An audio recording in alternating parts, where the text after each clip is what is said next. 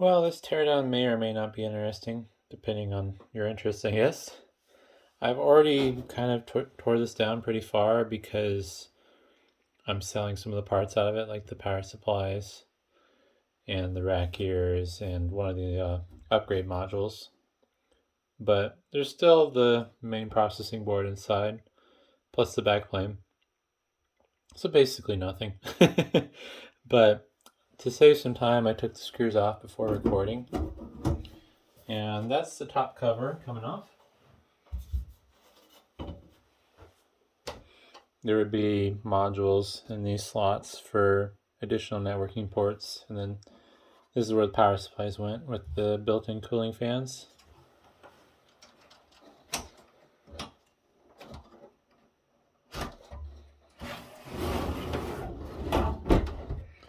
And the backplane's pretty thick. I don't have a ruler nearby, but I would guess that's pretty darn close to a 1/4 inch, if not a little bigger. Lots of layers there. And, of course, lots of gold connectors. So I'll set the chassis aside, since that's not very interesting. And we'll look at the main board.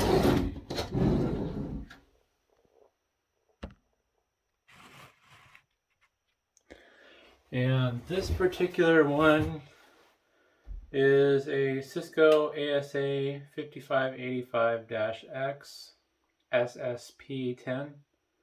I'm not sure what the different SSP modules stand for, but there's a couple different models, basically. And this particular board isn't fully populated because you can see there's some more memory slots here along with the spot for a processor. Also, with the spot that is populated, they only put 3 memory slots in when they could have done 6. So my assumption is the higher end boards must have populated more of those options. I don't know if maybe it needs more processing power to do the security tasks that these things do. I think I'm actually going to take out the drive bay first. These are just blanks. Should probably try selling those too for the fun of it. I'm guessing the SSP10 is like the low end module because when looking at them on eBay, I didn't see too many of them with hard drives. Either that or that's more of a add-on that people choose to pay for.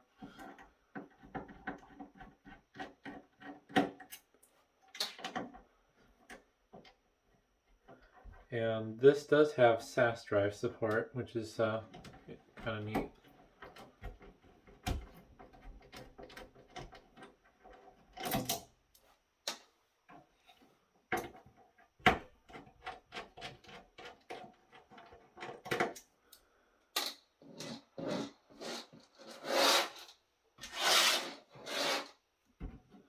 I think, oh, no, there's some screws on the front I need to get real quick.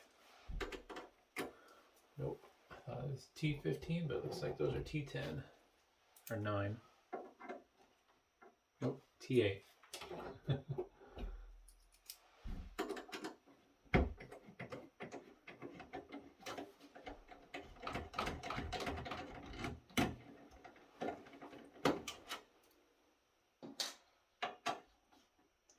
Never have understood why manufacturers mix and match screws like this. Always been one of my pet peeves. Mostly because I have to take this stuff apart to recycle it. Oh, I hate switching screwdriver bits. Honestly, I wish everything was Torx. As far as I'm concerned, Torx is like the superior screw.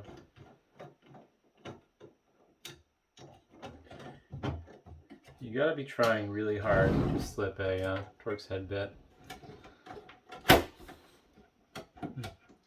That is really in there good. What am I stuck on here?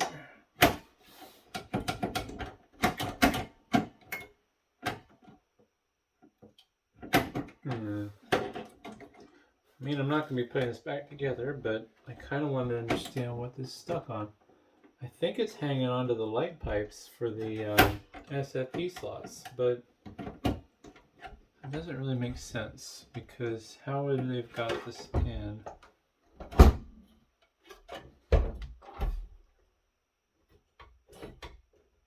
Oh, yeah, it is stuck on the light pipes, but not the way I thought it was.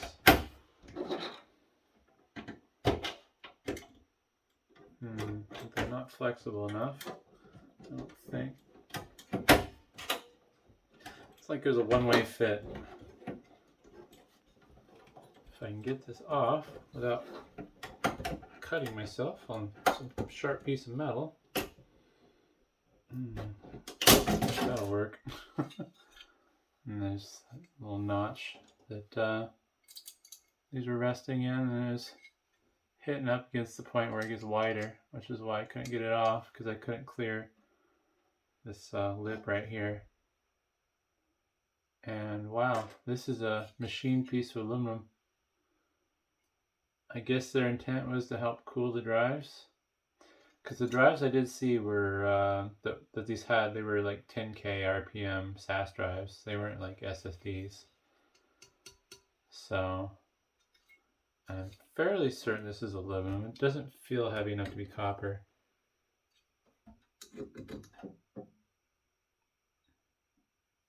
Yeah, it looks like it should be aluminum.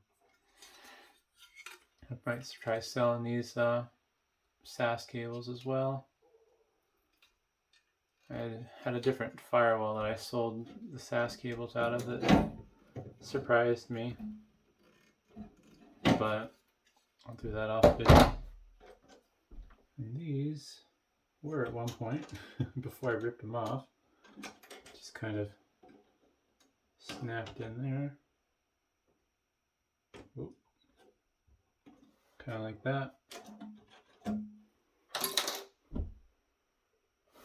think I want to see what is under this heatsink first.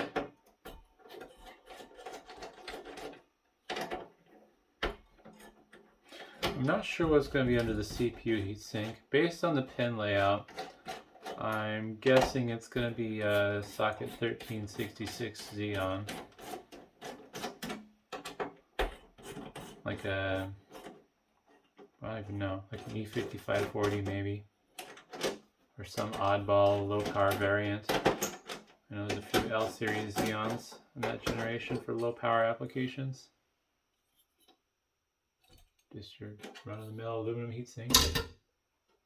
And I'm guessing this probably doesn't have any markings on it. Oops. No, it does, but it's like some sort of... Oh wait, maybe I can get that off. It's upside down for the camera.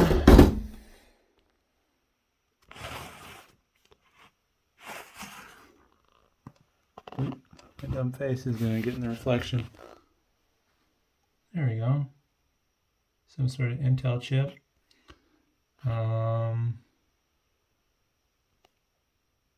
SLH3P. Not sure what that is without Googling it.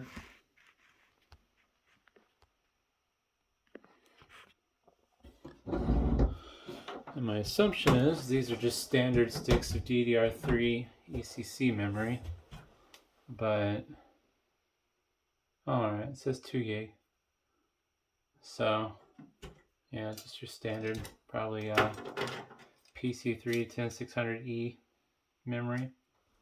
And we'll see if this little screwdriver is going to be good enough to get these giant screws out. Pretty impressive how low profile this heatsink is. I would guess that's a little bit less than 1 U's worth of height. Unfortunately, I don't think this is a standard mounting pattern, so probably not useful in anything else.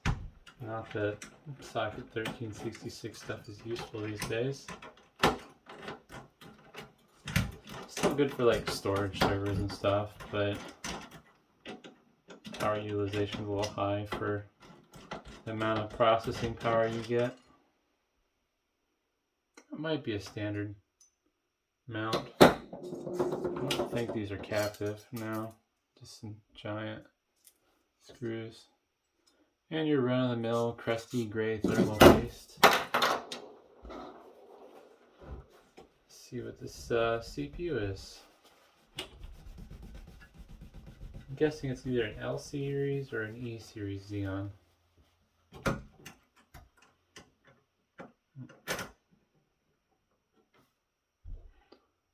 Yeah, L series, L5508. 2.0 gigahertz, 8 meg, 5.86 QPI link.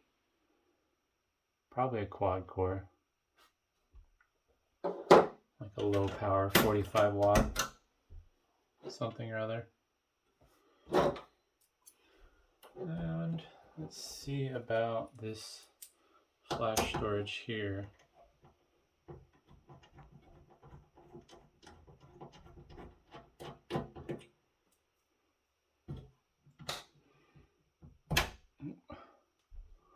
Looks like a proprietary connector. I think that's in frame, yeah. So I don't really foresee anything being at the bottom of the board. Just taking a peek through the bottom of it. Yeah, it's just a bunch of passives. So I don't think I'm going to take this part any further. I don't really see any benefit to it. Pop some of these heat sinks off. Ouch. More of a destructive manner. That one was glued on. So yeah, I think I'll leave it at that. Not too much to see there. So hopefully that wasn't too boring. Thanks for watching.